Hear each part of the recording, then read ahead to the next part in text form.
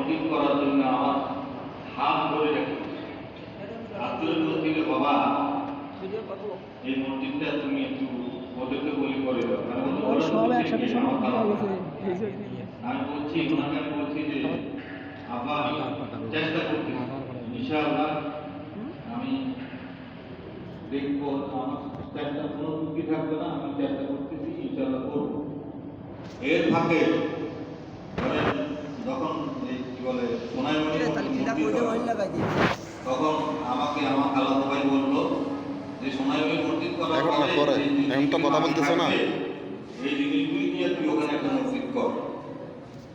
তখন আমি চিন্তা করলাম যে ওখানে যে জিনিস বাকি থাকবে এই জিনিস দিয়ে আমি এখানে মসজিদ করলে আমি কিরকম মসজিদ করতে পারবো, হয়তো ছোটখাটো একটা মসজিদ করতে পারবো।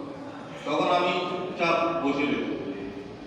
এখন ওখানে যে ইঞ্জিনিয়ারের দায়িত্ব ছিল জনাব আনোয়ার হোসেন, ওনার নাম ছিল, তো উনি কি করলো, যে জিনিসগুলি ছিল বাকি ছিল ওই জিনিসগুলি উনি বিক্রি করে দিলেন। এর কিছুদিন পরে আমি আমার খালাতো ভাইয়ের সাথে দেখা করলাম যে ভাই মসজিদটা তার করে দিবি না। কেন? ওখানে বলছি ওখানে যে জিনিস আছে ওইটা নিয়ে মসজিদ করতে, আমি তো ওইটা সব বিক্রি করি ভালো। আসলে আমি ইচ্ছা করি চুপ চুপ বানিয়ে, এখন তো আমি বললাম নাও তো করতে পারি। আমি বললাম যে হ্যাঁ জায়গা তো নাই, ছোট্ট একটা মসজিদ ছিল আসলে নিজের পুকুর। আমি তো ভাই জায়গা পুরো জায়গা কোনো সমস্যা নেই, কিন্তু আসলে জায়গা ছিল। এখন আমি ওখান থেকে পড়াশোনা করলে বাইরে বললো যে আমি তাকে ইমেল পড়াবো, ওরা দেখে ছবি তুলে নিয়ে যাবে।